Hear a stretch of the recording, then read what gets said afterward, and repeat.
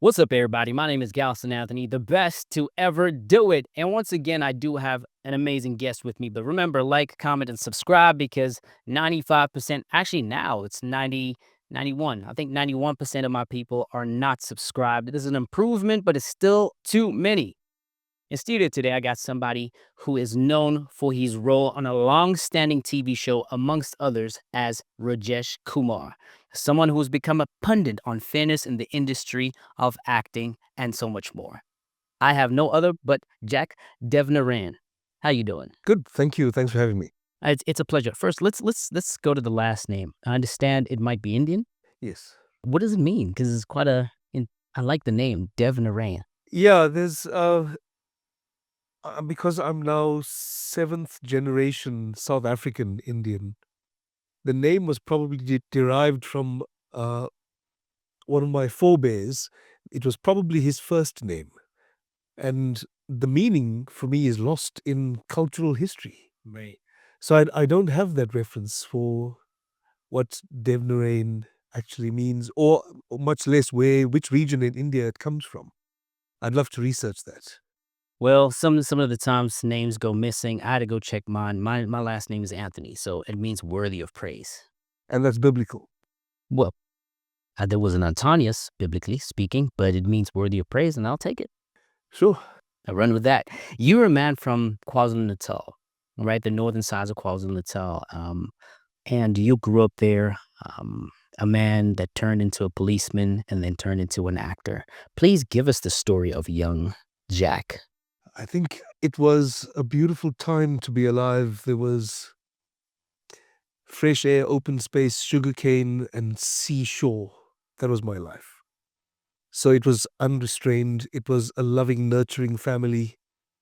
And you were limited only by the bounds of your own imagination.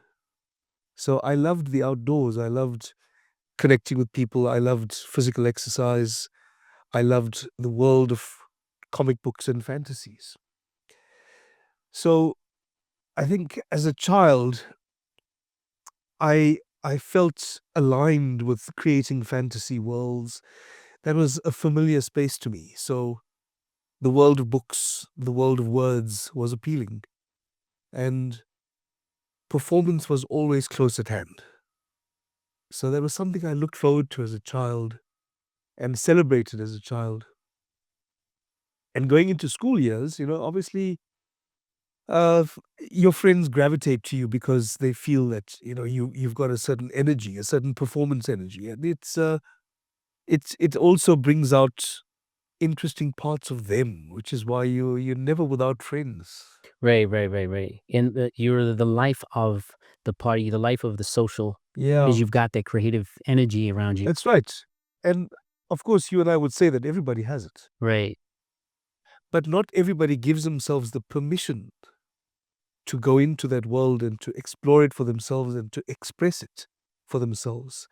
I think performers allow themselves to do that quite easily. Right. And that gives people a sense of comfort, a sense of permission.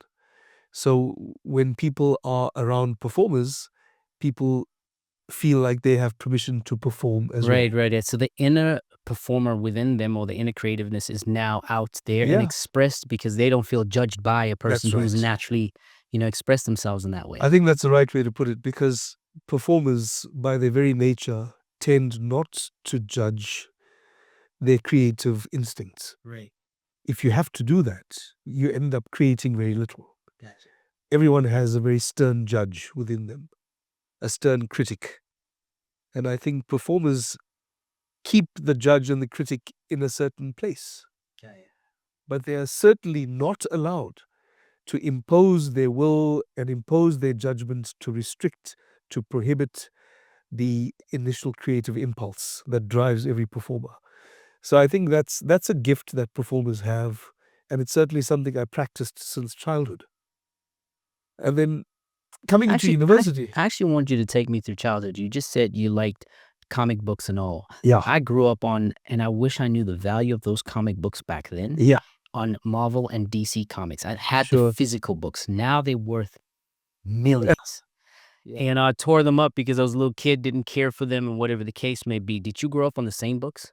Yeah, yeah. And it was, if there's one thing I could ask my parents for on a regular basis, would be the little bit of pocket money to go and buy the next edition of the next comic book that was out this week. And that was the one thing. And well, I think it was a headache for them because there were several of those comic books that were coming out every week. Right. I would love to see the superhero stuff, and I would love to see the cowboy stuff, and I would love to see the Second World War stuff. You had things like Sergeant Rock and all those things coming out, and I loved them. I loved them. Each one gave me a different sense of a different world. And as you described now, even describing the Marvel universe, Right. the studios have a strategic um, intent to create a separate universe Right. where everything in that universe, and including all their villains and superheroes, makes sense in that context. Ugh, heavy. You can actually measure their power and their strength based on that content, and Yeah. it makes perfect sense. We can argue it out. Their whole Yeah. strength. Yeah. So I suppose as kids, we are struggling to find the rules of our own universe. And in a universe for us as children, where the rules may not make sense, or where we are making our own rules, we often find that discovering the rules of other universes also completely makes sense to us. So you align with these characters, you find comfort in their stories, you find resonance with their journey as a hero, because that's obviously how you see yourself as a kid. You see yourself as a winner, as the champion, as the athlete, as the superhero, and that's how we create archetypes for ourselves. It's because we are always pursuing an ideal. Doesn't always translate into schoolwork, but Right. in somewhere in our own Right. world, we are something But special. in general, artists tend to struggle with, circular schoolwork because they're not created that way, to follow those rules. I'd love to explore that. I don't really know. I have so many creative friends who are just exceptional at school, and they loved it. Uh-huh. Yeah. And they also have this creative side. And then, of course, you get to realize that in the creative industry itself, there are so many different avenues for creative people, and not all of them are in the front of camera. Yeah. Gotcha. So many Okay. of them So are if we see it that wide, I makes yeah, sense. yeah. And then, I mean, you would know, like you would have to have people who are really good at picking through budgets, really good at producing, really good at coordinating, really good at handling the camera, and some people who are really good at writing scripts. And your appreciation for the industry just grows and grows and grows. And you realize everybody's had a different path. And well, I certainly, just speaking for myself for a minute, is that nothing about school made sense to me. Okay. To I you. All I right. So could so not handle that. so while we on that tip, let's go to the 12th grade university person. What did you go study? And did you become a police before university or after university? After, yeah. Okay. So take me through that journey. Yeah, I was keen on studying law because obviously you're coming to the end of your high school career, and you're looking at all the boxes that are available to you. Right. And all of them are just boxes. They're defined by a very strict set of rules, by the pathway to get into the box, by the qualifications necessary to belong to the box, and then how much of a success you can make of yourself while you're in the box. And I just didn't understand this concept of boxes. And I hated that. I loved reading law. I was passionate about literature. I was completely mad about performance. And there's a very, very physical side of me that felt that law enforcement was a calling as Okay. well. This is interesting And I thought, because it's law and is law enforcement. correct. Immense. So I'm trying to figure out how did you, Yeah. connect the physical enforcement versus the secular literature law. Yeah. I'm trying Well, to you've got to try and understand the law. Otherwise, you're enforcing nothing. You don't really know what law to enforce. You're just imposing yourself as some kind of an arbitrator of human behavior. Enforcement has to happen against the context of some statutory law, a rule that exists for all people. Right. And that's the only way you make it fair. It has to apply to all people uniformly. There's nobody more special than anybody else. So being a law enforcement officer was a huge privilege, especially when I joined the police in 1994, because South Africa at the time was experiencing its birth as a democracy. And there were enormous relationship dynamics between people, amongst communities, between race groups that needed to be unpacked and explored. I don't think we did actually, I think we did a better job then than we're doing now. Okay. Is this crime wise when you say doing better job, or is this Yeah, no, general? just in terms of getting to know with each other and to work with each other across racial, cultural, Oh yeah, I would and easily agree. yeah, I would easily agree. Yeah, yeah. And I've got so many moments that I could tell you about that is known nationally and yeah, so much more. But I think we'll catch on to that discussion as we go. sure. Yeah. Yeah, so the coming out of high school, there I was, grand intentions of doing law. I had studied performance, so I didn't really know what to do with it, but I needed to feel like there was a part of me performing. So I get into university, I choose the law stream within an arts curriculum. Oh, gotcha. So I was doing English literature, which I loved. I was doing philosophy, which I also loved. I was doing legal studies, which I loved, and I was doing drama as well. Hmm. You were a busy guy in university. Yeah, yeah, and I didn't say I was good at any of them. I just said I was doing them. Yeah. So that So wait, did you finish or did you decide you would finish? now I had completed my undergrad degree. Got ya. Yeah, so I didn't go any further. There were family dynamics, financial issues, huge financial constraints that we were trying to work through as a family. And I realized I just didn't have the resources to spend another 2 years or 3 years doing a post-grad degree in law, only to find myself working for another 2 or 3 years as an articled clerk in someone's practice, earning a pittance. I didn't have the resource. I needed to work. And being the only son in the family, I felt it was my responsibility to start contributing in some way. I see. Is this why the jump to just being a policeman? Oh, yeah. Makes sense. Makes complete Yeah. sense. Right. And it felt like a natural jump as well. So it didn't feel like I was pushing myself to do something I was unwilling to do for the sake of a job. No, for me, at that time in my life, early 20s, just wanting to become uh, financially independent, Right. wanting or had I had a vision of starting my own family. I had a vision of, at least driving my own car and going to work and doing an honest day's job. And of course, the reality of policing back then in 94 meant that you really, really had to learn fast. Fortunately, I was with some exceptionally good people, some of the country's finest instructors and most experienced police friends who guided me, and they really taught me a lot. So it was a time of it was a very steep learning curve, but all of it was engaging for me because it's brought together so many parts of myself.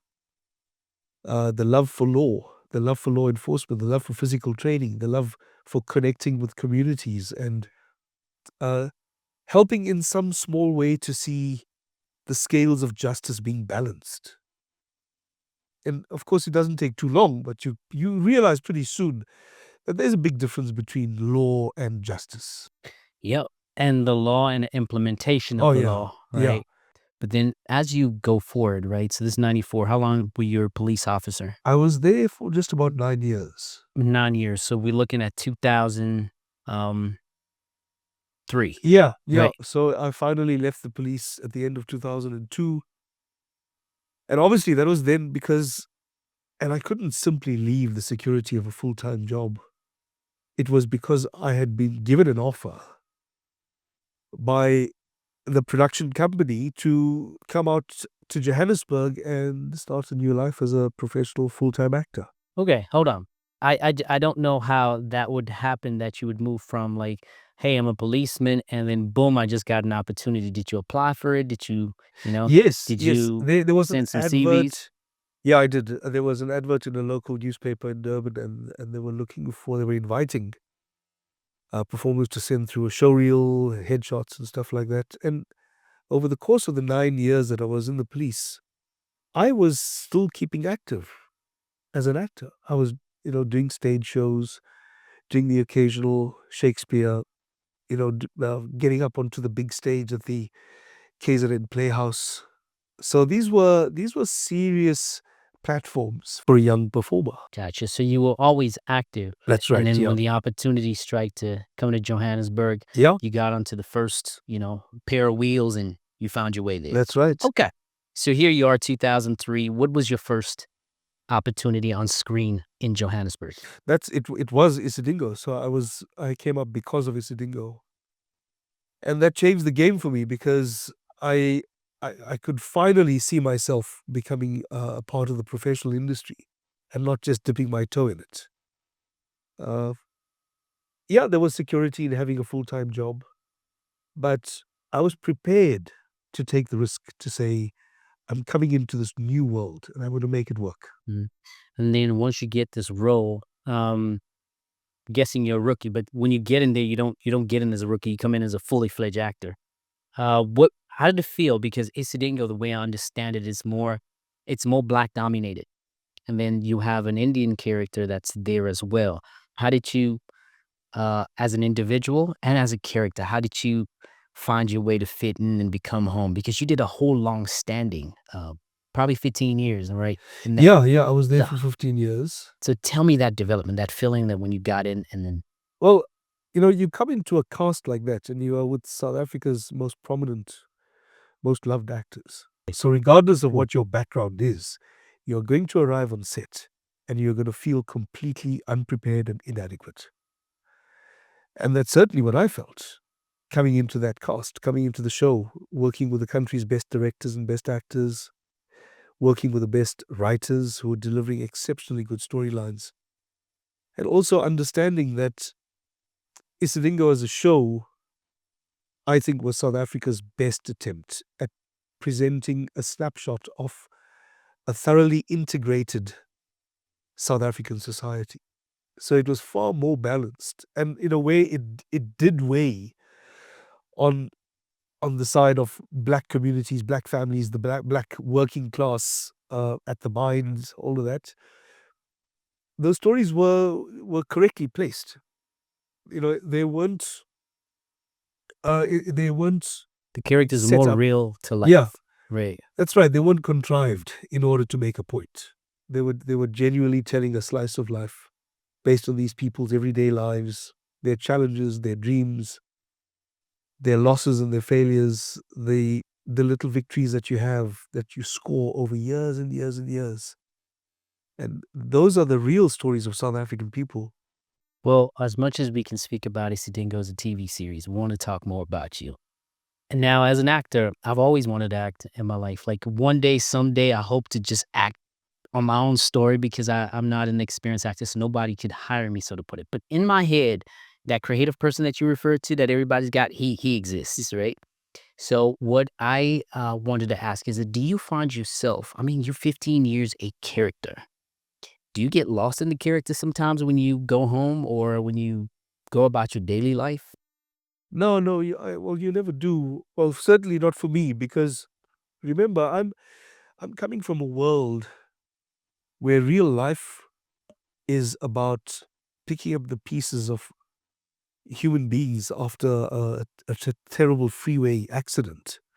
Making an arrest of a really brutal criminal, somebody who's been shooting real live rounds at you, has been wanting to kill you, and you're involved in a car chase where if you put one foot wrong, you're gonna overturn the car and kill everybody inside it. You are there telling people that their son has just been killed in an accident. You're there looking into the eyes of a person who's been run over, and he holds onto your hand, and you see the life drain out of him while you're waiting for the ambulance to arrive. That's real life. So coming in for a few hours a day to deliver a scene in a character and walk away, let's not get lost in what's fantasy. The I'm reality is sure out there. over time you may have, but I'm pretty sure in the beginning when you were in that character, you can't give me that scenario and say that you wanted to go tell your wife at home, man, there was a really bad car crash because you Yeah, embodied it for a second and yeah. No, you detach don't. just You don't really talk about it. You'll say what you were doing in the course of a shift, but you don't want to go into too much detail because it can be upsetting. So keeping that as perspective, when you go into to do scenes and you create characters and tell stories and you know, okay, let's just do a second take or let's just do a third take. It reminds you this is fun stuff. Yeah, it's a job, but really, I think we all need to take a really close look at our own points of reference for what are our dreams, what do we aspire to. We have to be aspiring to things that make a difference to real people in real lives. then what about the perspective of the people? When you go to a mall today, say, Yeah, "Hey, Rajesh, how you doing?" yeah, that happens. That happens. Mhm. Uh, And how do you respond to that? I don't really. Mhm. Uh, You're like, "Sorry, it's Jack." that's if I bother to respond. Right. Yeah, because sometimes people just want to say it and they don't really mean to connect with you. It's not like they want to have a conversation. It's just an instinctive response seeing this guy that they know, Right. but they know his TV character name, but not yours, and they don't necessarily want to know you. Because they stuck. So would you have those problems where if, for example, it was a week that you did something that was crazy and you were met in the mall, but like, look, when you did that, we didn't appreciate it.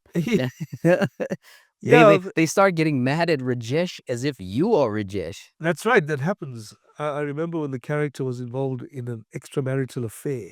Hmm. There was, How could you cheat? yeah, there was. Oh, what was astonishing to me wasn't so much that the character cheated. It's that he cheated on his Indian wife with a black woman. Oh, that was great. That That was gonna be make headline news. I could not understand the moral dilemma that these people were facing. It's like, so if the character had cheated with another Indian Indian woman, woman, it would would that have be been okay? better. But it's like, you know what? Acceptable. Yeah. And in their world, in their mind, if he had cheated with a white woman, that may have been considered a step up. It's wild that you say that because series and soapy series and all, it has become real life to people. Yeah. It's not fiction to them. Yes. They're in it. You know that it feels like it's happening right next door. So their rules and their culture applies on your TV show. That's right. That's right. Because remember, you're in their home. Right.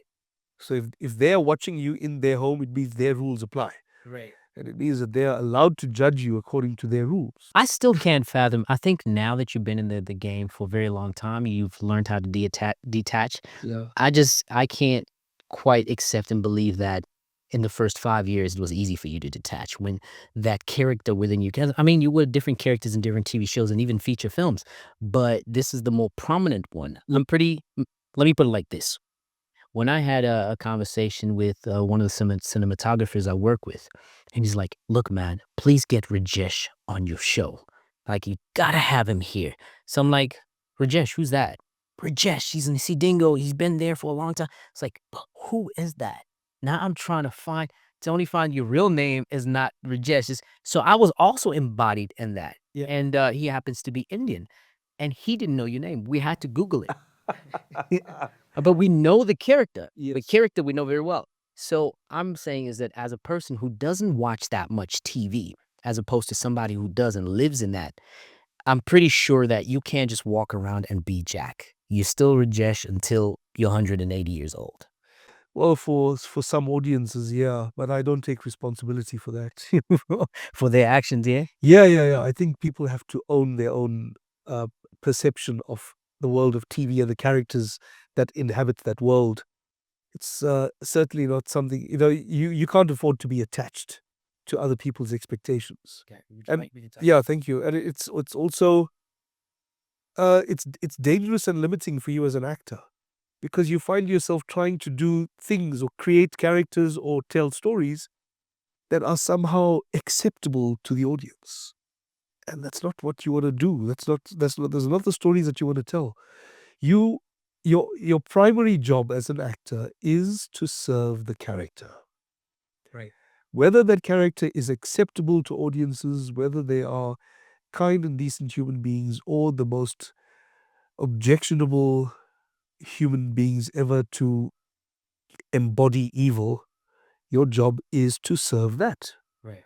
Because 'Cause- people fall in love with the character. They're very invested in the character, and as well as the directors and all. They've created this Yeah, person that you have to embody. correct. And that's the only way the story works. Right. So if everyone was, loved and appreciated, and everyone was respectful and kind, and everybody achieved all their goals, where's the story? Gotcha. Gotcha. Especially in the soap opera. Yeah. Right. Oh yeah. So there's got to be that protagonist, and there's got to be the flawed hero, because you simply can't be the hero all the time. Otherwise, this guy's not real. He's not human. He's not. He needs to be seen with his imperfections. So I think people also appreciate that, and TV has come a long way since those years, Right. where we are telling stories now where you actually can't judge anyone. You can't judge the hero because he's flawed. You can't judge the antagonist because you realize that this guy is actually he's acting out something that was that had um, been dormant in him, some trauma that was planted in him by some circumstance or some mishap from years ago. Right. He's acting it out. And that's truly what happens for so many people. So how do you judge them? It's an interesting one, but I do want to move to this place where it will connect to what you're a pundit of in the industry. How much did Rajesh get paid? Well, obviously it's Jack who receives the money. Yeah. But then over the years, when you started in 2002, 3, what did Jack receive then? And what did he receive, say, 10 years later and then on his exit? Coming onto Isidingo, I was immediately earning more than what I earned in the police. My friends in the police now that are close to retirement are earning probably nearly 3 times what I was earning when I started on Isidingo. So let's take it down to numbers, so that it could make sense to the audience. So when you left the police, you were making how much money? I can't break that down for you. Yeah. Those are contractual figures. There are people who will be judging their earnings based on what you and I will be using to to talk about, which will be unfair to them. Okay, so you wouldn't want to disclose how much you made also on Yes. as Rajesh. Okay, Yeah. Isidingo, generally speaking, was earning less than the soap stars on Generations on SABC1. gotcha. Well, SABC1 was a much bigger channel, so Bigger channel. They were also subsidized by the SABC itself. SABC3 was not subsidized by SABC. They were generating revenue as a completely different business unit. Their revenue was earned through advertising. Okay. So they had a lot more on their plate in trying to create exciting, engaging content for the SABC than the others. The others also, great stories, great writers, great directors. It's just that Isidingo, being on SABC3, had to try harder. Right. Was a difficult market because SABC3 was more a market for various races. Yes, Whereas SABC1 went to the masses. that's right. And it had its audience per Absolutely se. correct. Yes. But I want to go back to my initial question. You said you didn't want to break it down to number. So you started off, it was a better opportunity for you to move to Johannesburg, and hey, here's your dream Yeah. starting, and you earning more than you were at the police. 15 years later, when you let go of the character, the people that are still in the police force, at least then, Yeah. have a 3 times earning more than you are. That's right. No. Right. So I'm guessing that in that 15 years, your character's earnings didn't increase No. very much. Not by much. Over the 15 years that I was on the show, I did not get much more than overall about 10% in total. Like there were increments. Hey, we can give you 2% this year. Hey, we can give you 2.5% this year. Hey, we can give you 3% this year. So it's never been more than that. So in total, it was never between 10 and 12% as an increase. So I didn't make that a huge deal, because as a freelancer, you're able to do other work and pick up other income. So I treated that as one source of income. I was still doing other shows. I was still doing some corporate stuff. I was doing some voiceover stuff. I was doing some MC work.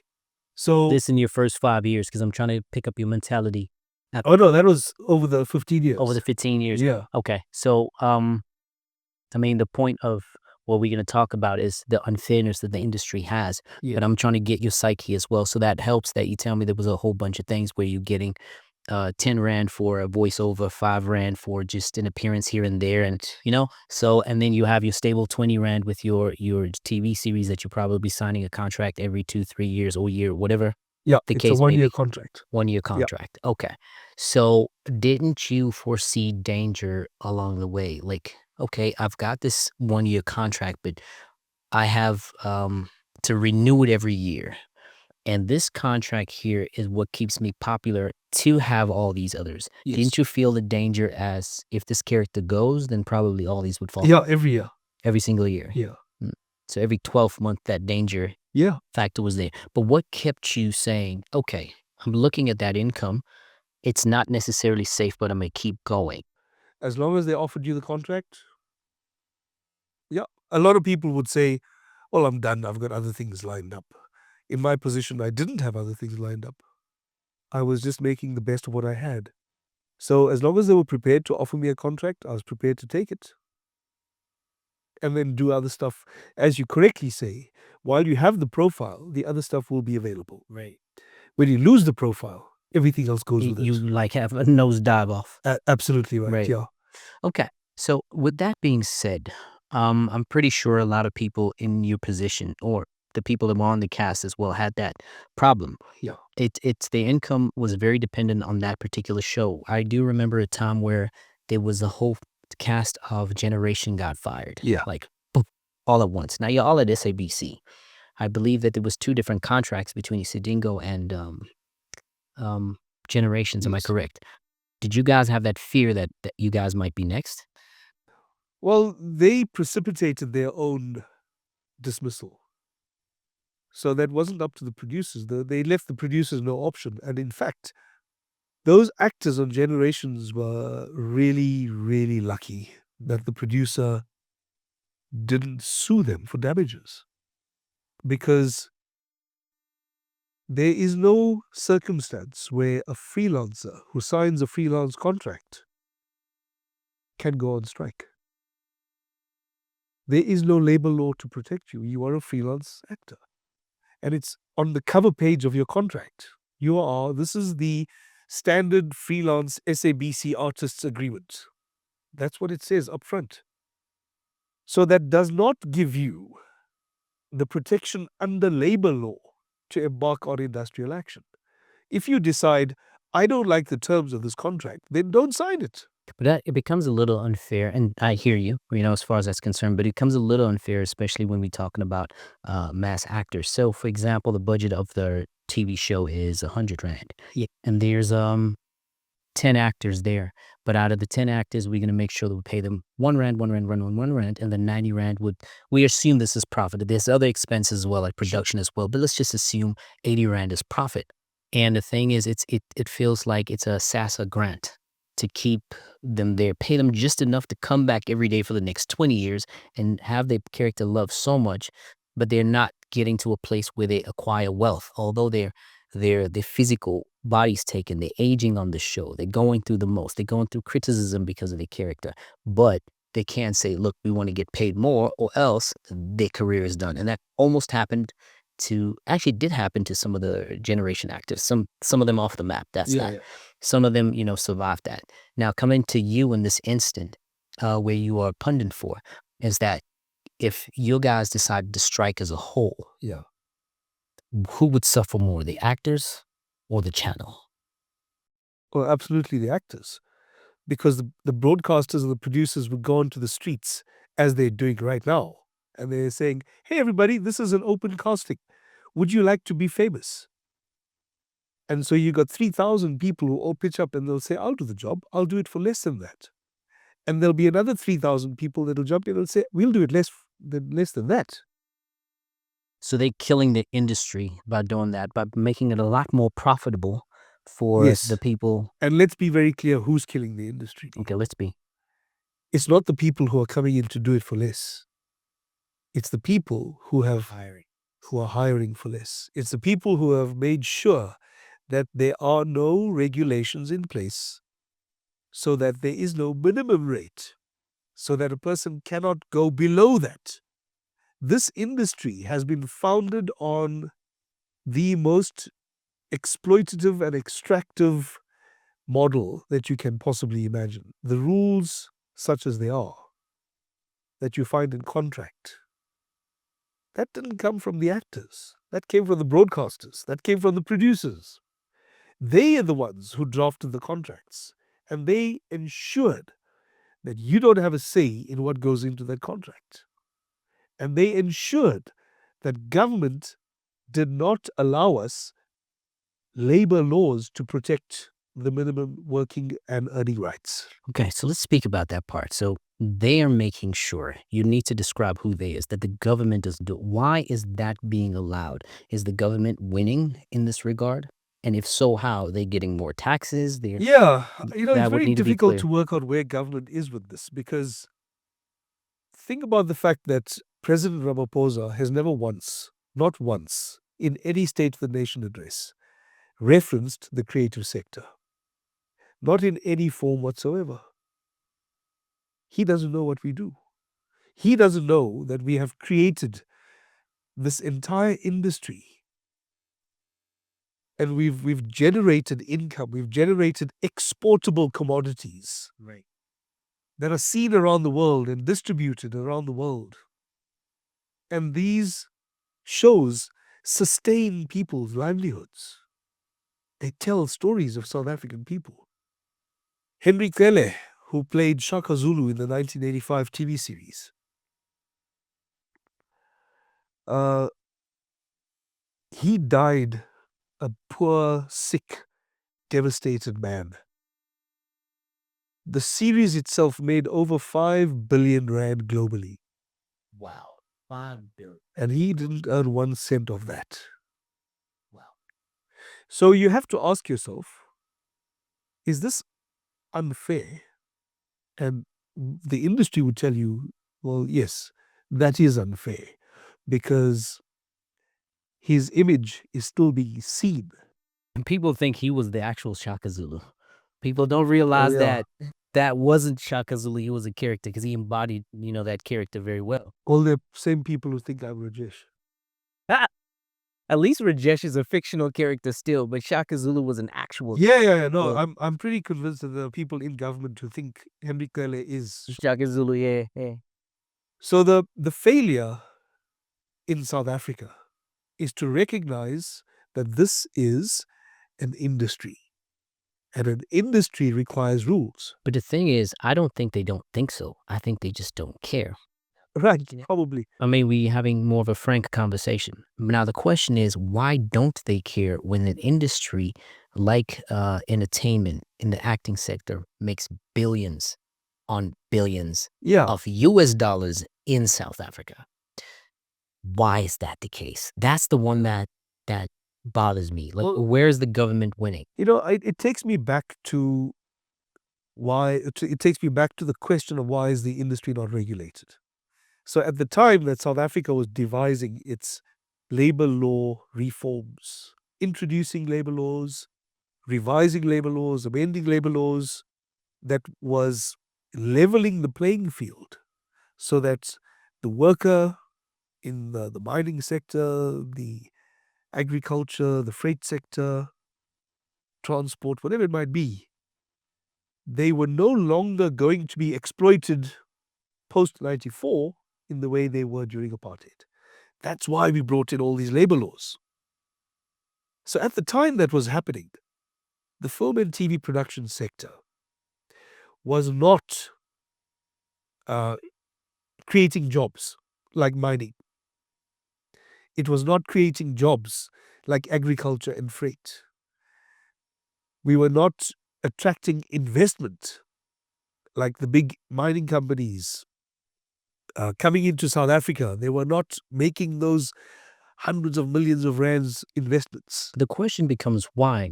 Because if we look at that time, I mean, I think the Minister of Social Development at that time was Geraldine Fraser-Moleketi, and then the Department of Arts and Culture was not what it is now with Yeah. sports and whatever. It was separately.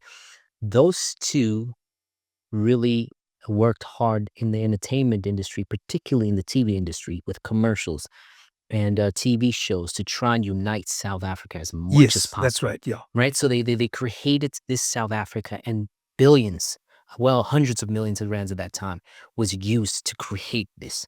Yeah. Number one, why? I don't understand how the actors didn't pocket that, because all those actors, maybe 99% of them are poor today. Yes.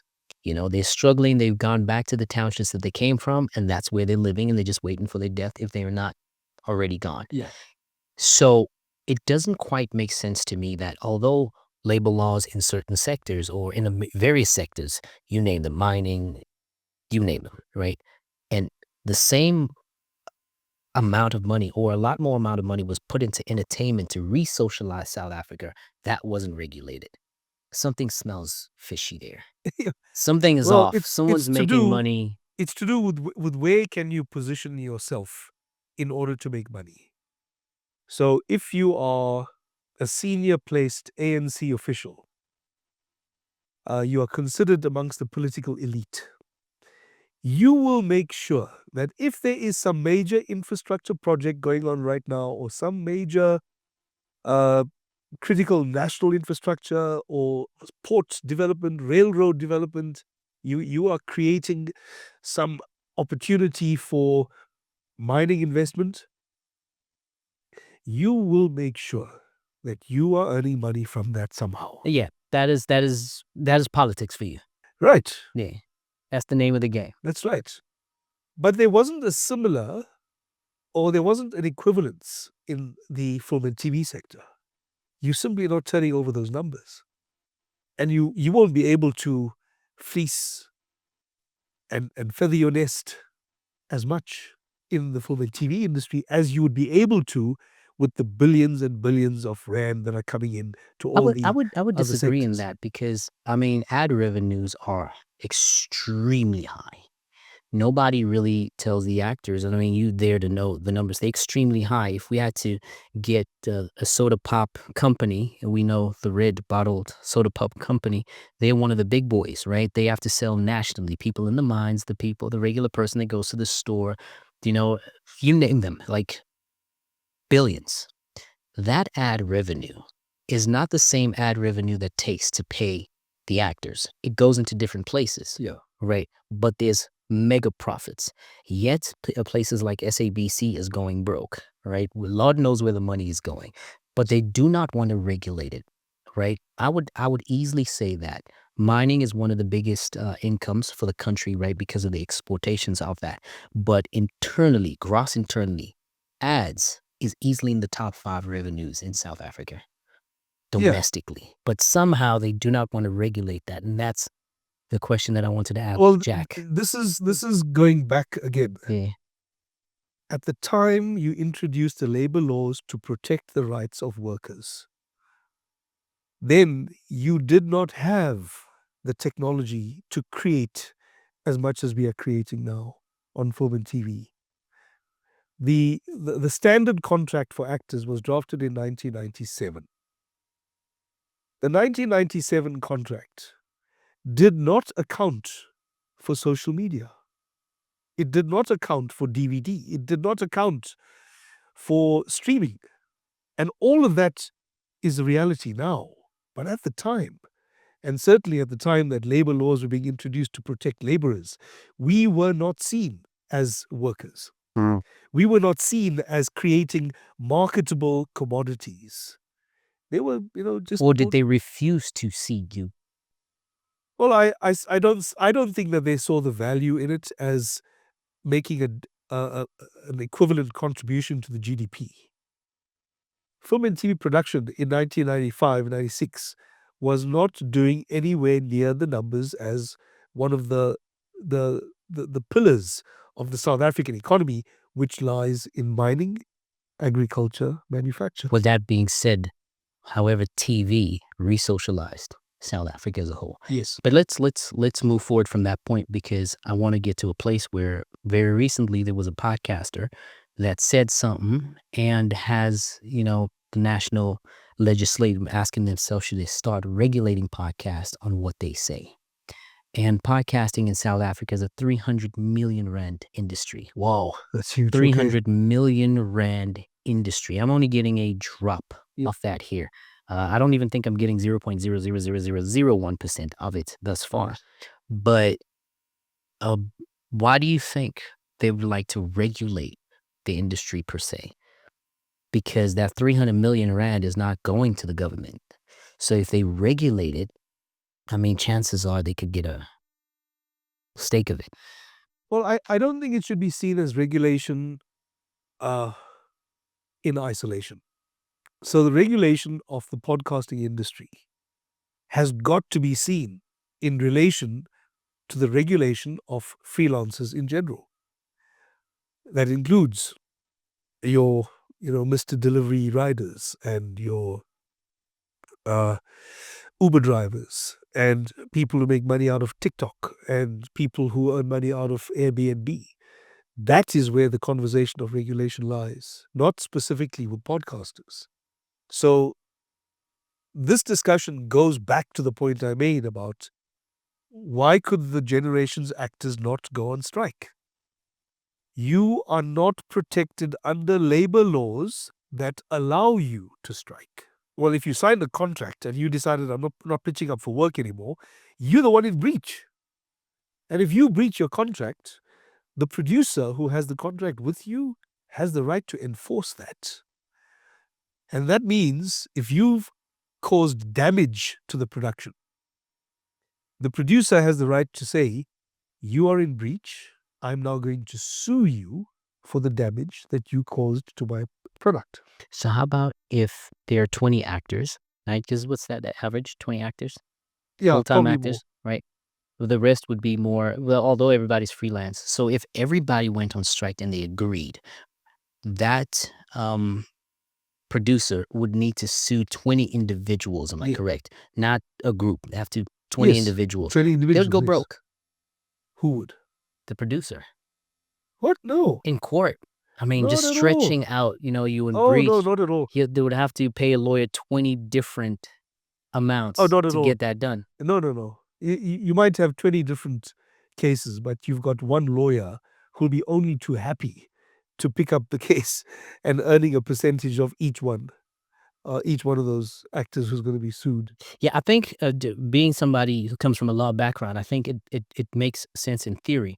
But, if you're fighting somebody in court and there's just so many cases you have to do and you could just stretch it out, the producer generally does not have one production. He has 2 or 3 productions running at the same time. If those people did that, it's a profit loss that he would have. Maybe at the end of the day, he will be able to enforce it. But then what happens thereafter is that he has lost far too much to continue the shows season for season. That's So right. we'd have to put him in a place to renegotiate. Well, that's not a negotiable position for the actors. Not if they're the ones in breach.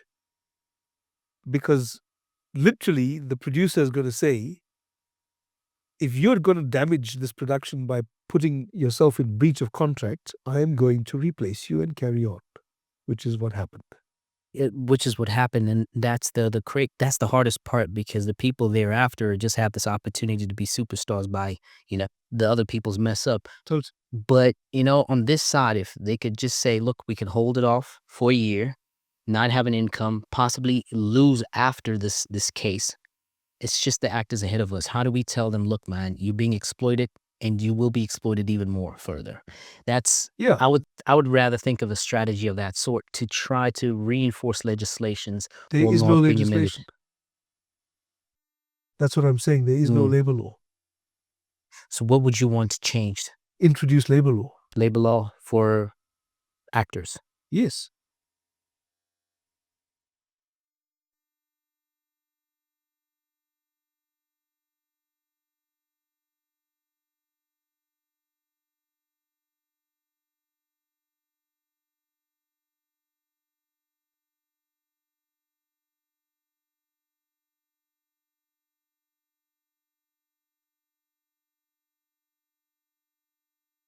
Mhm.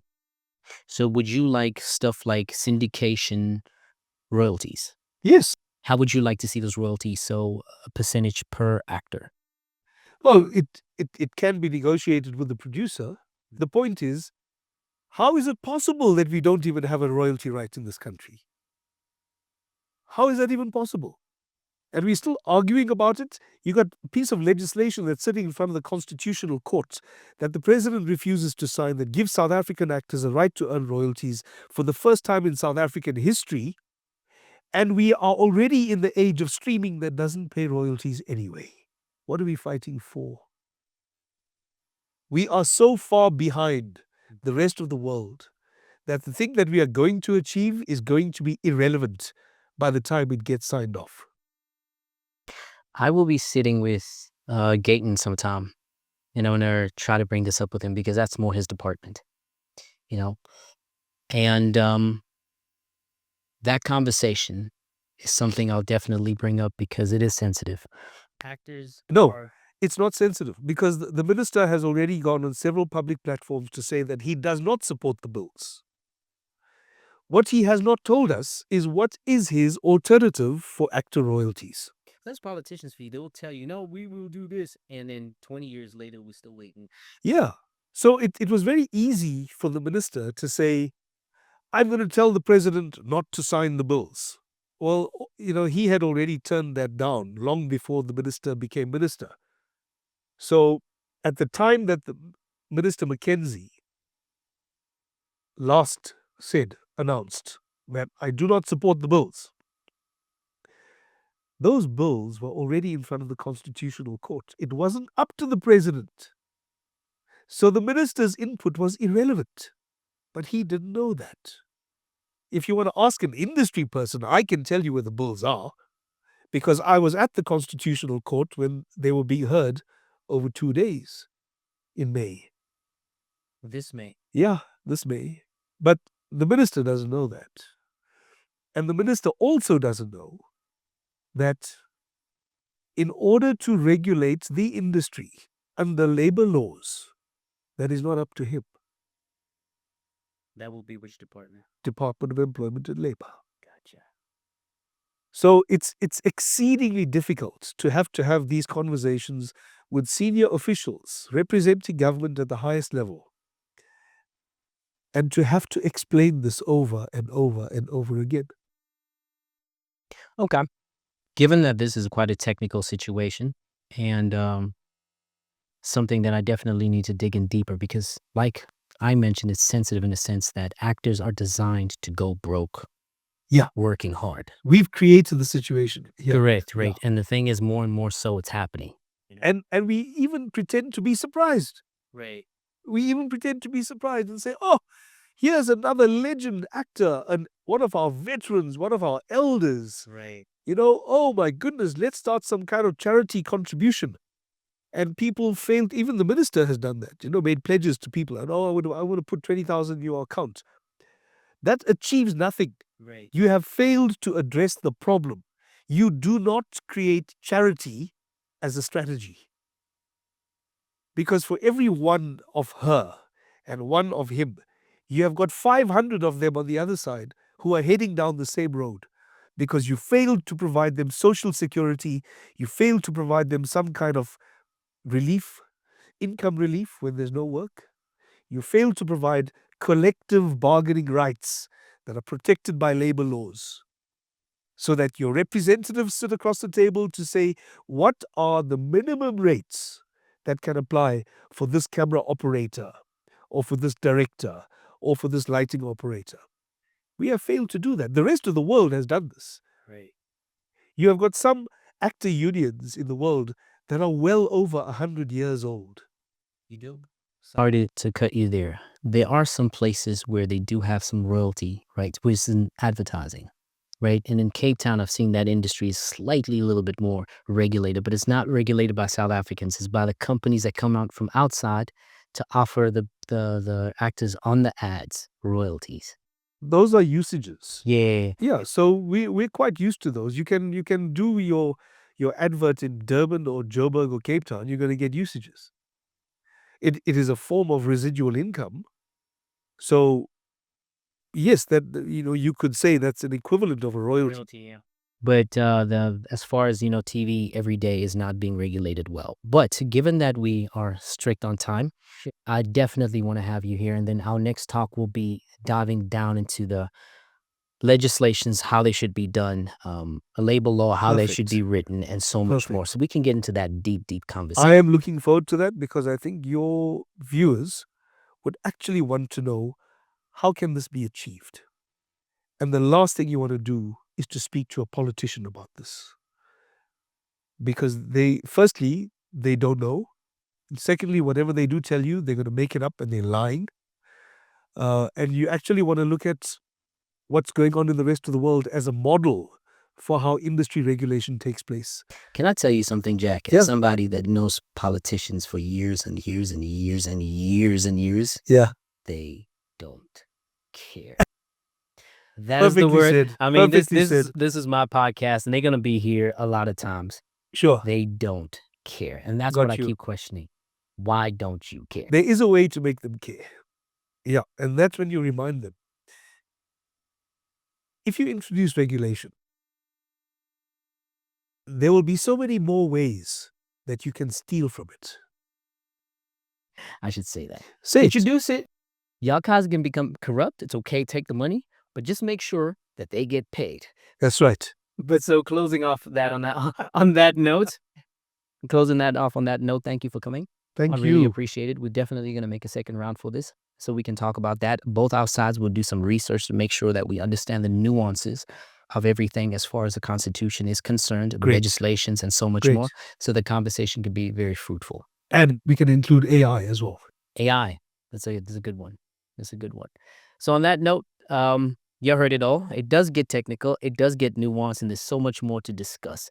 Part 2 will be coming up. We don't know when we invite him back to studio. Until then, make sure you like, comment, subscribe, and I need to make sure that I make my cut of the 300 million in this South African industry, as well as globally, all right? So make sure you like, comment, and subscribe, right? Because I'm tired of not making enough money to sustain this thing, all right? Also, it's their fault now.